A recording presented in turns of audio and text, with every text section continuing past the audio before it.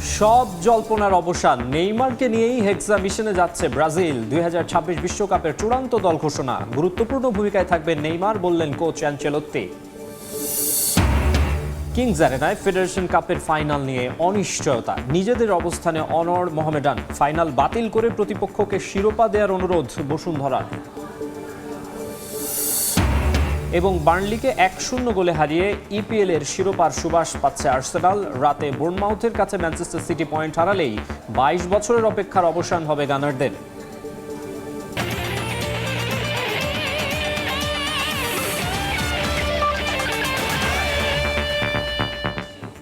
বিশ্বের নানা প্রান্তের খেলাধুলার খবর জানিয়ে দেব আমি মাকসুম আলম খান।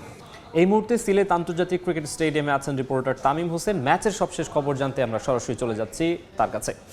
তামিম, সিলেটে টেস্টে এখন পর্যন্ত ফেভারিট বাংলাদেশ, যদিও পাকিস্তানের দুই ব্যাটার বাবর আজম এবং শান মাসুদ বেশ ভালো ব্যাটিং করছে। তবে তাদের অতীত ইতিহাসের কথা যদি বলি, তাদের আসলে হিস্ট্রিতে কখনোই এত বেশি রান চেস করে তারা জেতেনি। এর আগে যেই টার্গেটটা তারা চেস করেছিল সেটা ছিল 377 রানে শ্রীলঙ্কার বিপক্ষে। তো সে জায়গা থেকে বলা যায়, এছাড়া যদি সিলেটের চেসের রেকর্ডের কথা বলতে চাই, যে 174 রানের একটা টার্গেট ছিল, যে টার্গেটটা আসলে চেস করে জিম্বাবুয়ে জিতেছিল এই বাংলাদেশের বিপক্ষে। তো সেই হিসাবে যদি বলতে চাই, সিলেট টেস্টে যেই পাহাড় সময় একটা টার্গেট বাংলাদেশ ছুড়ে দিয়েছে পাকিস্তানের সামনে, এবং এই পাহাড় সম টার্গেটটা চেস করা পাকিস্তানের জন্য অনেক কঠিনই এখন পর্যন্ত বলতে হয়। তবে বাংলাদেশি বোলারদের আরো দায়িত্বশীল বোলিং করতে হবে। দিনের শুরুতে যেভাবে দুটো উইকেট তুলে নিয়েছে, সে জায়গা থেকে বাংলাদেশের একটা ভালো মোমেন্টাম ছিল, কিন্তু পাকিস্তানের দুই ব্যাটার যেভাবে বাবর আজম এবং শান মাসুদ দায়িত্ব সহকারে খেলছেন, সে জায়গা থেকে কিন্তু তারা আস্তে আস্তে ম্যাচটাকে তাদের দিকে নেয়ার সর্বোচ্চ চেষ্টা করছে। তবে এখন পর্যন্ত যদি বলি যে আসলে বাংলাদেশকে এগিয়ে রাখতে হবে, এবং বাংলাদেশ যদি এই দুই ব্যাটারের থেকে দুইটা উইকেটই বাংলাদেশ যদি নিতে পারে, এরপর কিন্তু বাংলাদেশের জন্য বাকিটা পথ অনেক সহজ হয়ে যাবে। মোহাম্মদ রিজওয়ানের কথা যদি বলি, মোহাম্মদ রিজওয়ান এর পরে আছেন। মোহাম্মদ রিজওয়ানের ফর্মটা ওই মাপিক নেই, তবে বাংলাদেশের যদি উইকেটের কন্ডিশনের কথা বলি, উইকেটে আসলে এখন কিছুই নেই। আহামরি খুব টার্ন হচ্ছে না, বা বোলারদের সুবিধাটা একটু কম। সে জায়গা থেকে আসলে নাহিদ, শরীফুল, তাসকিনদের আসলে সুবিধাটা বের করে নিতে হবে, এবং তাইজুলকেও দায়িত্বপূর্ণ ভূমিকা পালন করতে হবে। তো সিলেট থেকে বাংলাদেশ এবং পাকিস্তানের দ্বিতীয় টেস্ট নিয়ে এই ছিল আমার কাছে সর্বশেষ তথ্য। সিলেট টেস্টের খবর জানাচ্ছিলেন তামিম হোসেন। এবারে ফুটবল, হেক্সা জয়ের লক্ষ্যে বিশ্বকাপের চূড়ান্ত স্কোয়াড ঘোষণা করল ব্রাজিলিয়ান ফুটবল কনফেডারেশন। রিও ডি জেনেইরোর দ্য মিউজিয়াম অব টুমরোতে প্রকাশ করা হয় 26 জনের তালিকা। অনিশ্চয়তা থাকলেও রাখা হয়েছে নেইমার জুনিয়রকে। তবে আগের করা 55 জনের প্রাথমিক তালিকা থেকে বাদ পড়েছেন থিয়াগো সিলভা, ওয়াও পেদ্রোদের মতো বড় নাম। রিও ডি জেনেরিওর মিউজিয়াম ডো আমেনহুয়ায় হুলস্থুল কাণ্ড। স্রেফ স্কোয়াড ঘোষণার আয়োজনে নাচ, গান আর সাজ রব। সবার আগ্রহের কেন্দ্রবিন্দুতে কার্লো অ্যানচেলোত্তি। ইতালিয়ানের গাড়ি বহর ঢোকার চিত্র দেখলে মনে হবে অস্কার কিংবা গ্রামির কোনো অনুষ্ঠান। এত সব আয়োজনে দল ঘোষণায় বিলম্ব হলো বেশ। অবশ্য তাতেও কারো আক্ষেপ নেই। ভেন্যুতে প্রায় 1000 দর্শক। বিশ্ব ফুটবলের বড় নাম ছাড়াও 13 দেশ থেকে এসেছে প্রায় 600 গণমাধ্যম কর্মী। ভার্চুয়ালি সংখ্যাটা আরও বড়। সিবিএফ এর সরাসরি সম্প্রচারে যুক্ত ছিল 5 লাখেরও বেশি মানুষ। ব্রাজিলের দল নিয়ে মানুষের আগ্রহ বোঝাতে এই সংখ্যাই যথেষ্ট। অ্যানচেলোত্তি ঢুকলেন বুকে জড়িয়ে গোপন তালিকা, 26 জনের নাম, যারা এবার গায়ে জড়াবেন ফুটবল ইতিহাসের সবচেয়ে দামি জার্সি। নির্ধারিত সময়ের ঘন্টা দুয়েক পরে মঞ্চে আসেন ব্রাজিলিয়ান বস। সময় নেননি খুব বেশি। সংক্ষিপ্ত বক্তব্য শেষে ব্রাজিলের বিশ্বকাপ স্কোয়াড বলতে গিয়ে কিছুটা আবেগতাড়িত হন। গোলপোস্টের নিচে যথারীতি অ্যালিসন, বিকল্প হিসেবে এডারসন আর গ্রেমিওর ওয়েবারটন। রক্ষণের নেতৃত্বে অভিজ্ঞ মার্কিনহোস, তার সাথে আর্সেনালের গ্যাব্রিয়েলের মতো বড় নাম আছেন দানিলো, আলেক্সান্দ্রো কিংবা লিও পেরেইরা। 5 মিডফিল্ডার আছে 26 জনের তালিকায়। ক্যাসিমেরোর সঙ্গী ব্রুনো গিমারেস, ফ্যাভিনহো আর লুকাস পাকেতা। ডিফেন্সিভ অ্যাবিলিটিকেই বেশি প্রাধান্য দিয়েছেন কার্লো। আরাধ্যের প্রশ্নের উত্তর মেলে একেবারে শেষ দিকে রাখা হয়েছে নেইমার জুনিয়রকে। ওই নাম ঘোষণার সাথেই করতালিতে ফেটে পড়ে গোটা হলরুম। তার সাথে ভিনি, রাফিনিয়া, এন্ড্রিক মার্তিনেলির পাশাপাশি বোর্নমাউথের রায়ান বড় চমক। জাতীয় ফুটবল দলের হেডকোয়ার্টার গ্রাঞ্চা কুমারীতে ২৭ তারিখে রিপোর্টিং করবেন স্কোয়াডের সদস্যরা। শুধুমাত্র চ্যাম্পিয়ন্স লিগ ফাইনালে থাকা ফুটবলারদের জন্য তারিখটা ৩০শে মে। সাব্বির মিথুন, সময় সংবাদ। আন্তর্জাতিক ফুটবলে পুনর্জন্ম হলো নেইমার জুনিয়রের। সব অনিশ্চয়তাকে পেছনে ফেলে বিশ্বকাপে দেখা যাবে সান্তোস তারকাকে। প্রায় ৩ বছর পর সেলেসাও শিবিরে ফেরার অপেক্ষায় থাকা নেইমারের জন্য ক্যারিয়ারের চতুর্থ বিশ্বকাপ। আনচেলত্তি জানিয়েছেন বিশ্বকাপ দলে গুরুত্বপূর্ণ ভূমিকায় থাকবেন এই ফুটবলার। আন্তর্জাতিক ফুটবলে নতুন জীবন পেলেন নেইমার জুনিয়র। অর্জনের যে সীমাবদ্ধতা ক্লাব ক্যারিয়ারে, তা ঘোচানোর শেষ সুযোগ ৩৪ বছর বয়সী ফুটবল তারকার সামনে।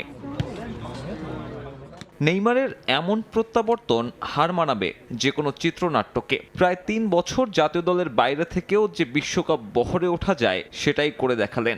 যদি কিন্তু পেছনে ফেলে ক্যারিয়ারের চতুর্থ বিশ্বকাপ খেলতে যাচ্ছেন এই ফুটবলার। নেইমারের সামনে এখন শুধু বিশ্বকাপ পুনরুদ্ধার নয়, সুযোগ আছে ইতিহাসের পুনরাবৃত্তিরও। ২০০২ বিশ্বকাপে ফুল ফিট না থাকা রোনালদো নাজারিওকে নিয়ে বাজি ধরেছিলেন তৎকালীন বস স্কলারি। বাছাই পর্বের কোনো ম্যাচ না খেলেও এই ফুটবলার বিশ্বকাপে করেন ৮ গোল, দেশকে এনে দেন ৫ম বিশ্বকাপ শিরোপা।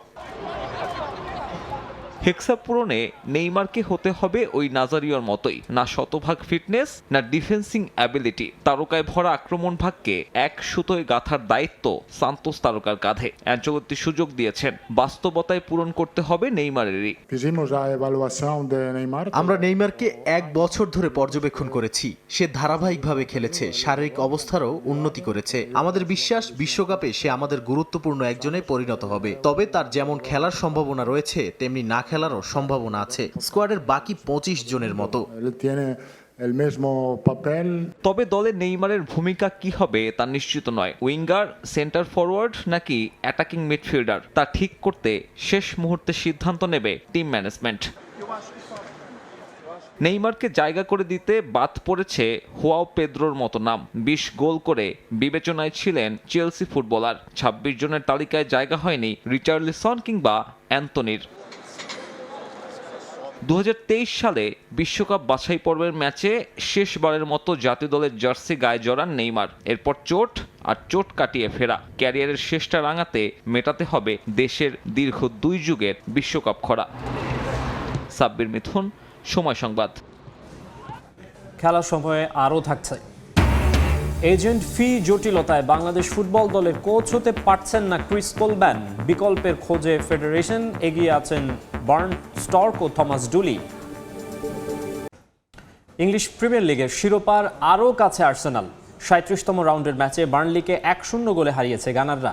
কষ্টের জয়ে ৮২ পয়েন্ট নিয়ে শীর্ষস্থান আরও মজবুত করেছে আর্সেনাল। শিরোপা জয়ের আশা, প্রতিটা ম্যাচই গুরুত্বপূর্ণ, তাই এমিরেটস স্টেডিয়ামে শুরু থেকেই সতর্ক হয়ে খেলে আর্সেনাল। ১৩ মিনিটে বুকায়ো সাকার শট পোস্টে লেগে বাইরে চলে গেলে সুযোগ হারায় আর্সেনাল। ৩৬ মিনিটে গ্যালারি মেতে ওঠে উল্লাসে। সাকার কর্নারে মাথা ছুঁয়ে গোল করেন কাই হেভার্টস। ৫৩ মিনিটে আবারও সুযোগ হারায় আর্সেনাল। এবেরেচি এজের শট ক্রসবারের ওপর দিয়ে চলে গেলে ব্যবধান বাড়াতে পারেনি আর্সেনাল। ৬৭ মিনিটে লেসলিকে ফাউল করে হলুদ কার্ড দেখেন হাভার্টস। ম্যাচের শেষ বাঁশি বাজার আগে ভালো সুযোগ নষ্ট করেন মার্টিনেল্লি, কিন্তু বার্নলি ডিফেন্ডার কাইল ওয়াকারের দৃঢ়তায় হতাশ হতে হয় আর্সেনালকে। শেষ পর্যন্ত ১-০ গোলের জয় পায় আর্সেনাল। ঘরোয়া ফুটবলের শেষ টুর্নামেন্ট ফেডারেশন কাপের ফাইনাল ঘিরে দেখা দিয়েছে অনিশ্চয়তা। কিংস অ্যারেনায় বসুন্ধরা কিংস ও মোহামেডান ফাইনাল খেলার কথা থাকলেও শেষ পর্যন্ত খেলা মাঠে গড়াবে কিনা তা এখনও চূড়ান্ত হয়নি। কিংস অ্যারেনা বসুন্ধরার হোম ভেন্যু হওয়ায় কিছুতেই সেখানে গিয়ে ফাইনাল খেলতে চায় না মোহামেডান, কারণ তাদের দাবি বিগত মৌসুমে কিংস অ্যারেনায় খেলা দেখতে গিয়ে হেনস্থার শিকার হয়েছে সাদা কালো সমর্থকরা। দুই ক্লাবের প্রতিনিধির সঙ্গে আলোচনা করেছেন বাফুফের সভাপতি তাবিত আওয়াল, তবে শেষ পর্যন্ত কোনো সুরাহা হয়নি। নিজেদের অবস্থানে অনড় মোহামেডান। কিংস অ্যারেনা ছাড়া অন্য কোনো মাঠে গিয়ে খেলতে রাজি তারা। অন্যদিকে এর আগে ফুটবলের স্বার্থে যে কোনো মাঠে ফাইনাল খেলতে রাজি এমন কথা বললেও আজ সুর পাল্টেছে বসুন্ধরা কিংস। মোহামেডান কিংস অ্যারেনায় খেলতে সম্মত না হলে তাদেরকে চ্যাম্পিয়ন ঘোষণার দাবি কিংসের। এজেন্ট ফি জটিলতায় জাতীয় দলের কোচ হওয়ার দৌড় থেকে ছিটকে গেলেন ক্রিস কোলম্যান। নিজ তহবিল থেকে এজেন্ট ফি দিয়ে কোচ নিয়োগ দিতে চায় না বাফুফে। কোলম্যান সরে যাওয়ায় নতুন কোচের খোঁজে ফেডারেশন। চুক্তি চূড়ান্ত করেই ঘোষণা করা হবে নাম, যেখানে এগিয়ে আছে বার্ন স্টর্ক ও থমাস ডুলি। ডিসপাইট আমাদের বাজেট রেডি ছিল, ডিসপাইট আমাদের এগ্রিমেন্ট চূড়ান্ত জায়গায় চলে গিয়েছিল, সেই এজেন্ট আমাদেরকে জানিয়েছে যে তারা তাহলে এই প্রক্রিয়াতে আর এগ্রিমেন্ট চূড়ান্ত করতে চাচ্ছে না। এজেন্ট ফি নিয়ে এর আগে কোনো কথা হয় নাই। বার্ন ফুটবল ফেডারেশনে পরিষ্কারভাবে ছিল যে আমরা খালি কোচের স্যালারি এবং রিলেটেড কস্ট আমরা বেয়ার করব। ফিফার এজেন্ট গাইডলাইন সেকশন 34-এ ক্লিয়ারলি লেখা আছে যে যার যে এজেন্ট বা যার যে উকিল সে ওদের পেমেন্ট করবে।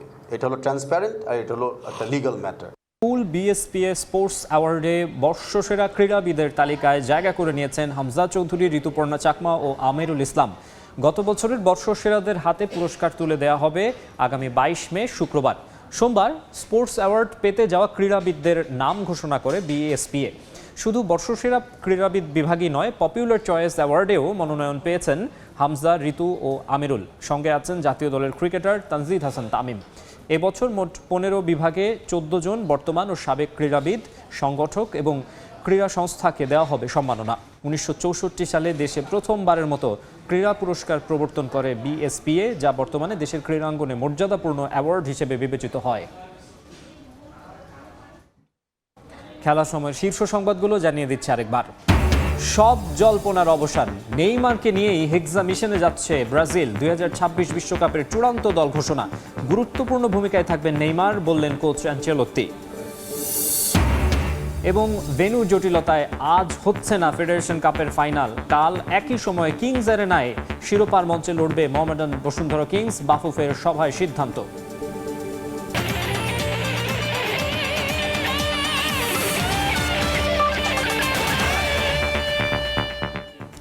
এই ছিল খেলার সময়। এরপর দেখবেন দুপুরের সময়, সঙ্গে থাকবেন ইমদাদুল হক।